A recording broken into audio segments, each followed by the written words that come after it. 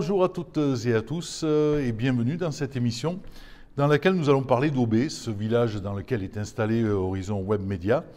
Ce village qui vient de perdre une de ses figures et j'associe Horizon Web Média au chagrin de la famille Combe pour le deuil qu'ils viennent de connaître et j'en profite pour m'excuser de ne pas être venu aux obsèques de Dédé.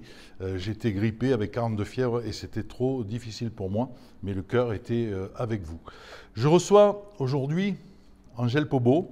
Angèle Pobot qui est tête de liste de la liste Aubé Demain. Et d'abord, bonjour Angèle. Bonjour Alain, et juste avant de commencer, je voulais remercier Horizon Web Média pour m'avoir invité dans le cadre de ce débat républicain, dans le cadre plutôt des municipales. Voilà. C'est tout naturel et c'est d'ailleurs pour ça que Horizon Web Média a voulu s'investir dans la campagne au travers des 3 listes. Malheureusement, aujourd'hui, nous avons eu l'accord que de 2 listes, la tienne et celle d'Alain Prunac. Mais bon, on espère jusqu'au dernier moment avoir l'accord de la 3e. En parlant de liste, justement, qu'est-ce qui t'a motivé à monter ta liste ? Alors, ce qui nous a motivés, c'est... Bon, déjà, je ne te cache pas que j'avais envie de monter une liste, déjà, il y a quelques années, mais mes activités professionnelles, etc., ne me permettaient pas, parce que, comme tu le sais, puisque tu as aussi eu l'occasion de faire un mandat sur la commune d'Aubé, il faut du temps, hein, et puis il faut avoir réglé certaines choses professionnelles. Donc petit à petit, on a discuté avec un groupe d'amis, puis on s'est posé la question de monter une liste, et puis et on a un petit peu sondé autour de nous, parce que ce qui est important quand on monte une liste, c'est de savoir si ça prend, parce qu'effectivement, si tu montes une liste et puis derrière, il n'y a personne qui te suit, aucun intérêt d'y aller. Oui, parce qu'il y a 6 ans, il n'y avait pas d'autre liste, il n'y avait qu'une seule liste. Hein. Tout à fait, ouais, il y a 6 ans, il n'y avait pas de liste. Et voyant qu'il y avait une nécessité sur la commune d'Aubé à monter quelque chose de nouveau, un nouveau souffle, etc., parce qu'on sent bien qu'il y avait, que la situation se sclérose un petit peu. Alors, encore une fois, je ne vais pas jeter la pierre sur Madame Chalessin qui a géré la commune avec les capacités qui sont les siennes.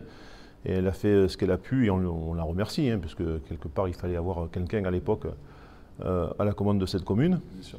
Bon, aujourd'hui, je me suis senti prêt, on va dire, avec un certain nombre de personnes à pouvoir monter une liste et proposer quelque chose un peu différent et un petit peu au goût du jour. Voilà. Un sang nouveau, quoi. C'est un petit peu l'objectif, oui. D'accord. Et dans ces nouvelles propositions, tu insistes beaucoup sur la démocratie participative.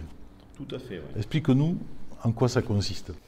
Alors l'idée de la participation démocratique, citoyenne, on va dire, hein, oui, c'est d'être un petit peu plus horizontal et ne pas être sur du vertical. C'est de faire participer la population sur tous les projets importants qui auront une incidence, on va dire, sur l'avenir de notre village. Typiquement, si on doit réaménager une zone commerciale, on ne le fera pas sans avoir discuté avec la population. Si on doit refaire une école ou si on doit refaire des centres sportifs, par exemple, pour prendre cet exemple-là, puisque ça a été évoqué, dans tous les cas de figure, on voudrait construire des espaces de débat de façon à ce que les gens, les citoyens puissent discuter et nous remonter un petit peu leur avis. Parce qu'on considère que les experts du village, c'est les Aubésiens et les Aubésiennes, c'est pas nous. Et encore plus dans un quartier. Je veux dire, si demain on doit aménager un quartier pour X raisons, c'est pas moi, avec mon équipe, qui allons décider si le lampadaire, on doit le mettre à droite ou à gauche, si on doit regoudronner ou pas, j'en sais rien. Et ça ne peut se faire qu'en concertation. Et c'est un petit peu effectivement la nouveauté. Donc nous, on s'engage derrière à construire aussi, dans les commissions municipales, de faire en sorte qu'il y ait des élus et des non-élus. Donc en gros, si tu veux, pour t'expliquer la gouvernance assez rapidement, on va permettre à des citoyens de pouvoir, ou des associations de pouvoir se réunir dans le village pour pouvoir discuter de sujets divers et variés. On peut très bien avoir des sujets qui vont sortir de terre du village, on va dire, suite à des discussions et des débats. Ça va être remonté sur la commission concernée. Dans cette commission-là, nous, ce qu'on souhaiterait, et ce que je souhaiterais, bien entendu, c'est d'avoir une commission qui soit partagée entre des élus et des non-élus pour qu'ils puissent participer à la construction de ces futurs projets. Et après, bien sûr, ça passe en conseil, et c'est le conseil, bien sûr, in fine, qui vote, etc.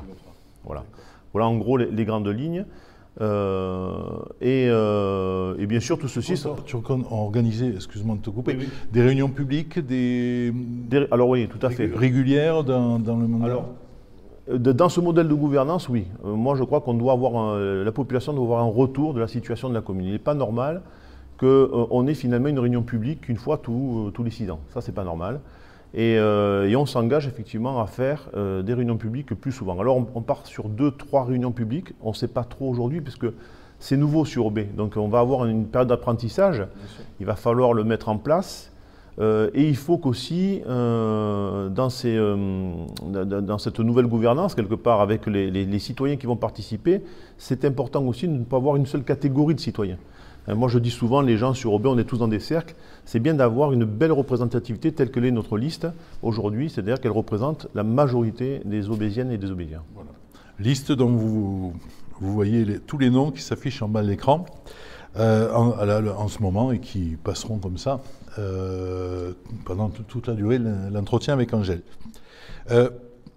Notre village, tu es d'accord avec moi, il est magnifique, il est beau. Il est superbe. Oui. Il est superbe, il y a un cadre de vie extraordinaire. Et je trouve personnellement que l'environnement est souvent maltraité à OB. Moi qui viens au théâtre tous les jours pratiquement à pied, j'assiste des fois à des gestes d'incivilité, des détritus jetés au bord des chemins comme ça. Quelle va être votre politique à OB de même pour lutter contre ces pratiques? Alors, et faire respecter lutter contre les pratiques d'incivilité, il faut bien reconnaître que ce n'est pas facile. Parce qu'à un moment donné, changer les mentalités, ce n'est pas si simple que ça. Mais en tout cas, on va le faire. On va le faire par des manières pédagogiques. On va le faire aussi par le coût. Parce qu'à un moment donné, tout le monde nous dit qu'il ne faut pas que les impôts augmentent, etc. Mais il y a des gens, tout à fait. Mais à un moment donné, on ne peut pas vouloir certaines choses, se comporter de manière différente et faire en sorte que ça a un coût. Alors déjà pour l'environnement, parce qu'effectivement tout ça, ces déchets, aujourd'hui on ne peut pas l'accepter sur la route. Et aussi ça peut avoir un coût financier pour la commune parce qu'il va falloir l'entretenir. Alors la problématique, certaines personnes vont me dire, la partie répression c'est toujours compliqué parce qu'il faut être tombé sur le fait, il faut être là, c'est pas toujours évident. Mais enfin en tout cas, si on tombe effectivement sur des personnes qui déversent leurs déchets dans la garrigue, comme c'est le cas actuellement, je pense que la mairie le fait, dès qu'elle peut identifier une personne, elle est verbalisée, bien entendu. Par contre, ce qu'on s'aperçoit de plus en plus, c'est que, par exemple, sur le prélèvement des ordures ménagères par la société qui s'occupe de ça sur la commune, moi j'ai pu le constater aussi, ils ne mettent pas de filets sur le camion, alors qu'ils sont censés mettre des filets. Et donc, on voit effectivement beaucoup de déchets, notamment recyclables, qui tombent du camion. Et ça, il faudra qu'effectivement qu'on aille voir la société en question et qu'on lui explique qu'on ne peut pas accepter ça et qu'eux, effectivement, qu'ils se conforment aux engagements qu'ils ont signés avec le contrat de l'intercommunalité, par exemple, et certainement avec la commune. Angèle, 2 gros points. Tu connais le village, l'école et les commerces. Les commerces qui ont décliné pendant toutes ces dernières années. On se souvient du centre historique du village, de cette fameuse rue droite où tout le monde convergeait, tout le monde discutait, c'était un lieu de partage. Qu'est-ce que OB Demain nous propose pour demain, justement, au niveau des écoles et des commerces? Alors, au niveau des écoles, si on peut parler au niveau des écoles, l'école élémentaire, l'école maternelle est très bien. Il n'y a pas besoin de la refaire, elle a été refaite. Il y a certainement de l'entretien courant à faire, je crois d'ailleurs c'est prévu. La cantine est récente, donc on peut d'ailleurs se féliciter d'avoir la cantine sur la commune d'Aubé, c'est très bien. Par contre, effectivement, l'école élémentaire, plus généralement, alors l'école, on pourrait parler, mais de la mairie, le bâtiment global de la mairie, l'école élémentaire, et là, il y a vraiment un problème. Il y a un problème déjà d'accessibilité pour les personnes à mobilité réduite, ça on le sait. Et puis il y a un problème d'isolement. Les fenêtres sont pas... Enfin, il suffit d'aller sur place. On voit que la plupart des fenêtres, c'est du simple vitrage. Donc les enfants et les enseignants ils ont froid l'hiver, ils ont chaud l'été, c'est pas évident. Et ça coûte cher en chauffage. Et ça coûte cher en chauffage, c'est pas mal isolé. Il y a vraiment une nécessité de refaire effectivement une école. Et une école pour donner une chance à nos enfants. Parce que c'est l'égalité des chances qui est en jeu là derrière. Ce n'est pas le fait de se faire plaisir, de dire on fait une école pour se faire plaisir. Alors c'est vrai que la liste sortante en a parlé pendant 20 ans, et il donne des explications pourquoi ils ne l'ont pas fait, etc. Mais c'est très important. On ne peut pas aujourd'hui développer notre village, on parlera peut-être des réseaux tout à l'heure, si on n'a pas des réseaux d'assainissement et d'adduction d'eau corrects en bon état. Et on ne peut pas non plus développer notre village si on n'a pas de quoi accueillir nos enfants de manière correcte. Et donc là, à l'occurrence, si on parle de l'école, nous on pense que l'école, il faut la faire très proche de la cantine et de l'école maternelle.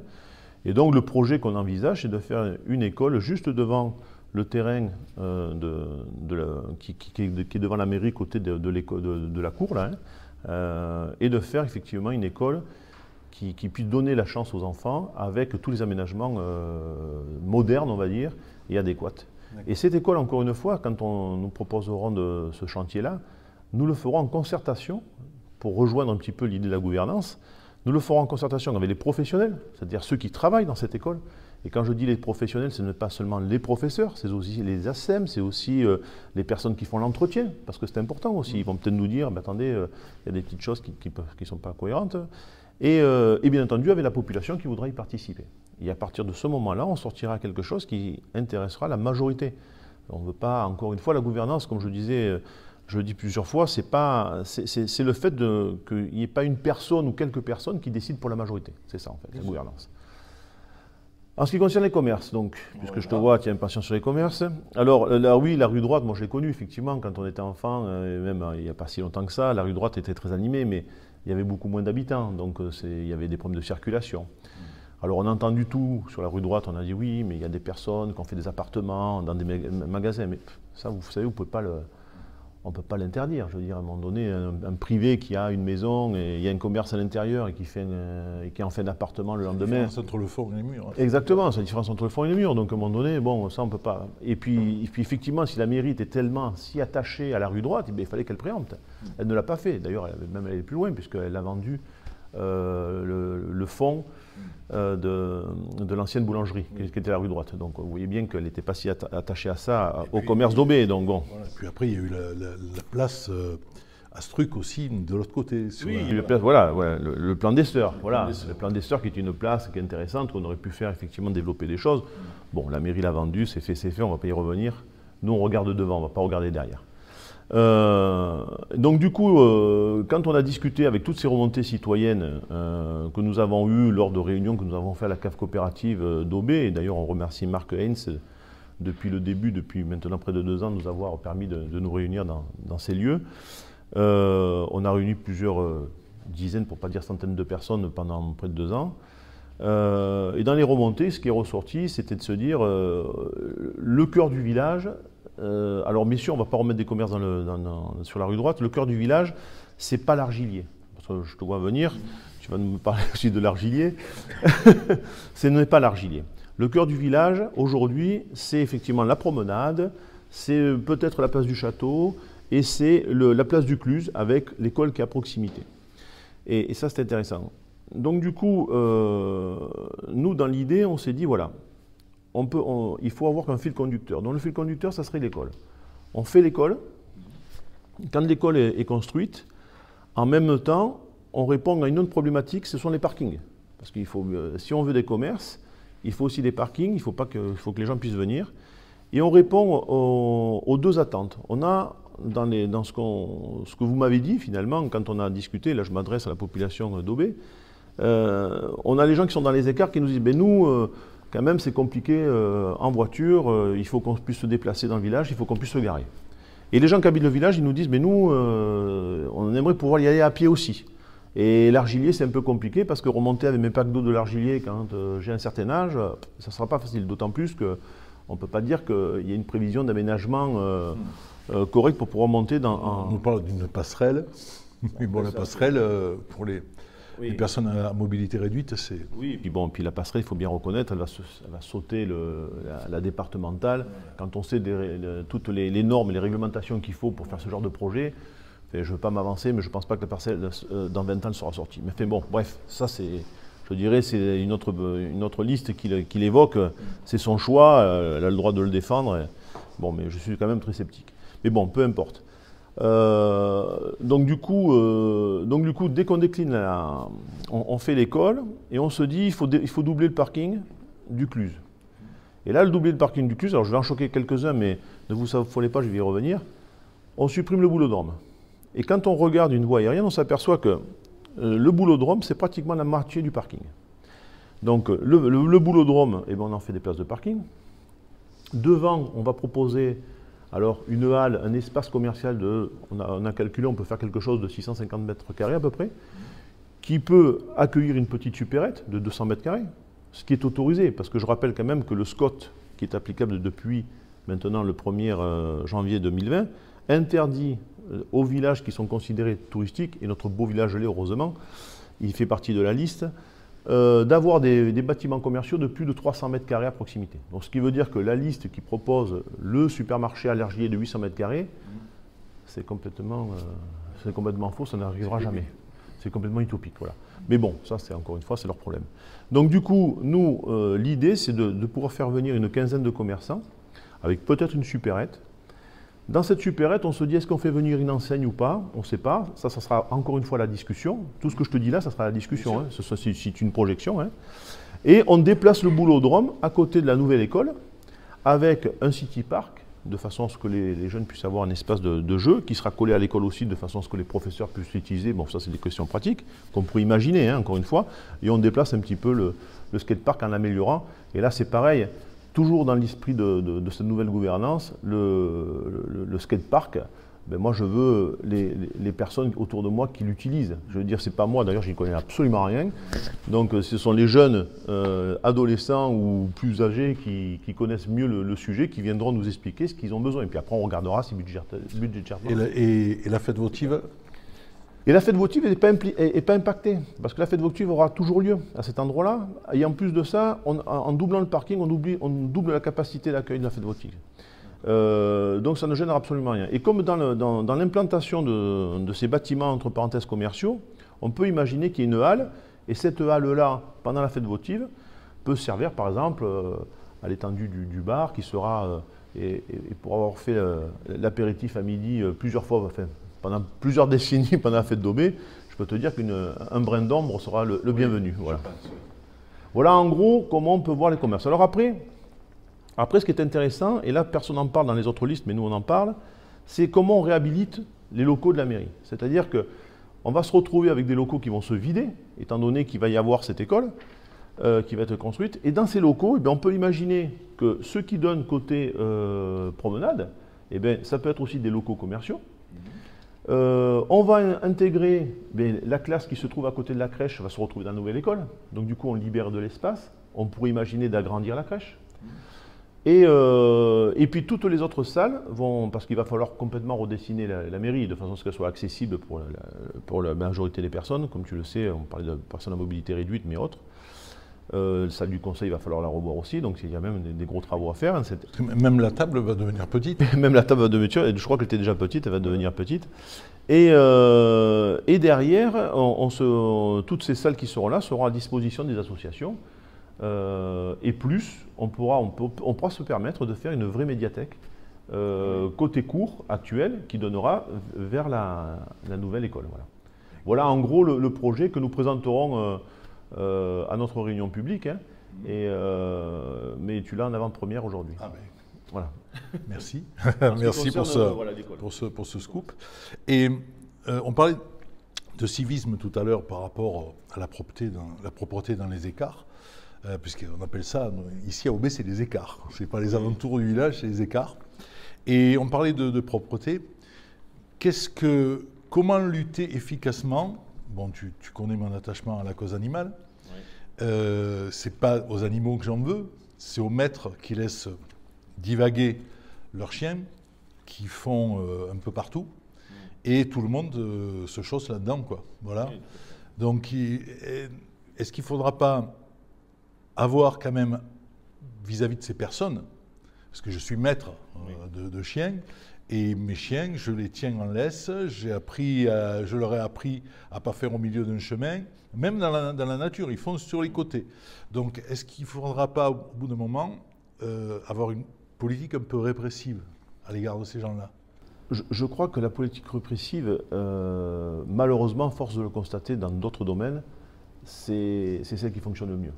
Ouais. Oui, c'est celle qui fonctionne le mieux parce que on a beau dire aux gens, oui, bon, vous vous rendez compte, votre chien, il trouve toujours une excuse. Oui, oui. Alors c'est vrai pour les animaux, mais c'est vrai pour autre chose. Hein. Les chiens et puis les chats errants, les problèmes des chats errants, qui est non identifié alors que l'identification est obligatoire, et surtout la non-stérilisation, oui, qui fait qu'il y a une prolifération des chats. Alors moi, à titre personnel, je ne suis pas pour une répression systématique, je suis pour avertir les gens. Mais par contre, je veux dire, il y a un moment donné, il faut s'arrêter. Voilà. C'est-à-dire, on a le droit de dire à la personne, voilà, attention, on vous avertit, on vous a déjà attrapé avec ça une fois, mais pas deux fois. Hein.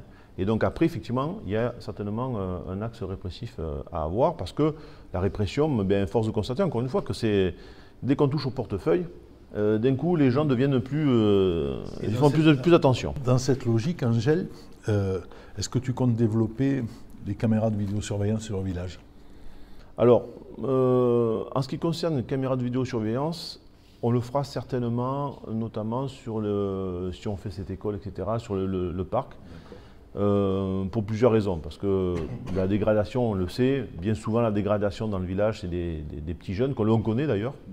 C'est souvent des petits jeunes, et puis c'est par génération. Je veux dire, ils dégradent, là, il y a une espèce, je ne sais pas, d'excitation de l'âge de 13 ans à 16 ans, et puis après ça s'arrête, heureusement. Et... Je crois qu'on a tous fait des bêtises. Ouais, on a tous fait des bêtises dans le village, je veux dire, on a tous fait des petites bêtises dans le village, plus ou moins, mais bon, après quand on commence à s'en prendre, enfin, on a fait des bêtises, mais je ne crois pas qu'on s'en soit pris, pardon, au mobilier urbain, oui, comme c'est le cas souvent, etc. Et il faut absolument, alors des caméras vidéo, moi je ne suis pas pour à 100%. Par contre, je pense qu'à certains lieux, peut-être qu'il faudra les avoir de façon à dissuader ce qu'on appelle, alors je n'appellerai pas ça de délinquance, parce qu'on ne peut pas dire que c'est la délinquance, mais ces petits jeunes, on va dire, ou moins jeunes, qui, par bêtise, font des conneries. En tout cas, les caméras de vidéosurveillance à Lunel, installées aux alentours de la clinique Via Dominicia, oui, ont vraiment dissuadé les propriétaires de chiens de les laisser divaguer. Hein, parce qu'à 35 € l'amende... Voilà, tout à fait. Non, mais ça, tu as raison, effectivement. L'avantage d'une caméra de vidéosurveillance, c'est ça, c'est que ça dissuade. Et puis l'objectif, il est là, c'est de dissuader. De dissuader les personnes. Voilà. Après, tu me parlais sur la cause animale. Moi, je voudrais dire un petit mot là-dessus. J'ai été interpellé par des personnes concernant justement les chats, la stérilisation des chats. Moi, très honnêtement, je ne connais pas comment ça fonctionne. Je vois bien, comme tout le monde, qu'il y a des chats. Je pourrais t'expliquer là-dessus. Voilà. Et d'ailleurs, encore une fois, que ce soit ce domaine ou un autre, ça mériterait, voilà, on peut ouvrir un petit débat citoyen sur le sujet pour trouver des solutions. Encore une fois, le débat citoyen, ce n'est pas un débat où on dit on est contre pour être contre, on est pour être pour. C'est de dire on trouve des solutions. Et de voir un petit peu quelle est la meilleure solution. Et donc, tu vois, ça va faire partie encore une fois de la gouvernance et toute je dirais toute la gestion future qu'on amènera sera autour de la gouvernance. Et on va la retrouver dans tous les domaines. Bon, en ce qui concerne les chats, on m'a sollicité, on m'a dit, voilà, monsieur, ça serait bien, qu'est-ce que vous pensez faire pour les chats, pour la stérilisation? Alors, comme je ne connaissais pas le sujet, bon, je sais que ça existe, je sais que des personnes sont impliquées dans le village. La personne en question me dit, voilà, moi j'ai stérilisé à titre perso une vingtaine de chats, et j'ai demandé un coup de main à la mairie, on me l'a refusé. Alors je lui ai posé la question, je lui ai dit, vous attendez quoi de la mairie? Expliquez-moi vraiment ce que vous attendez. Elle me dit, écoutez, je comprends que ça peut coûter un peu d'argent, mais par contre, ce qu'on attendait de la mairie, c'est qu'on signe que la mairie soit partenaire et signe des conventions, par exemple, avec 30 millions d'euros. Ce que j'avais proposé d'ailleurs à Mme Chadessin, et qui me l'a renvoyé en pleine figure. Donc moi, je ne savais pas que c'était possible et qu'effectivement l'organisme... Et depuis d'ailleurs, 30 millions d'amis a levé le pied sur ces subventions parce que eux aussi, ils n'ont pas des finances... Oui, tout à fait. Parlons justement, parce qu'on arrive presque à la fin de cet entretien, en quelques mots, le budget de ton programme. Alors, le budget du programme est évalué... Alors, le programme, encore une fois, Si on prend purement ce que je viens de t'expliquer tout. Programme que tout le monde a dû recevoir dans les boîtes aux lettres. Voilà. Le programme est évalué aux alentours des 5 millions d'euros, hors subvention. Moi, j'ai demandé à l'équipe qui a évalué ce programme-là de me faire un programme avec des subventions très basses et un coût un peu plus haut, de façon à ce qu'on ne raconte pas de bêtises. Mais par contre, encore une fois, notamment pour les écoles, etc., on est aux alentours des 4 millions d'euros, hors subvention, pour tout simplement, qu'est-ce que je veux dire, c'est donner une idée du coût que ça peut représenter. Il ne faut pas des coûts astronomiques, parce qu'on n'a pas l'intention d'augmenter les impôts. Et puis derrière, si tu veux, ça sera la discussion citoyenne qui va nous donner le coût final, mais qui sera aux alentours des chiffres que je viens de te donner. Voilà. On touche à la fin de cet entretien. Alors, je vais t'accorder 1 minute ou 2 de plus si tu le souhaites pour le mot de la fin, parce que, comme je l'ai annoncé dans cet entretien, il y a 20 minutes d'entretien avec le candidat et 5 minutes qui étaient liées aux questions des Aubésiens. Pour toi, je n'ai pas eu de questions. Donc, je peux t'accorder le mot de la fin, 2 minutes de plus. Qu'est-ce que tu aurais à dire en regardant cette caméra qui est la tienne? Qu'est-ce que tu aurais à dire aux Aubésiens à la veille de ce premier tour du 15 mars? Moi, ce que j'ai à vous dire, c'est tout simplement qu'aujourd'hui, on est à la croisée des chemins. On a vécu une certaine époque. L'époque change. Les personnes doivent changer aussi. On est en mesure, en capacité, la liste Aubé-Demain, de vous donner un nouveau souffle, une nouvelle vision avec vous. Parce qu'encore une fois, si on veut partager tout ceci avec vous, avec les Aubésiens et les Aubésiennes.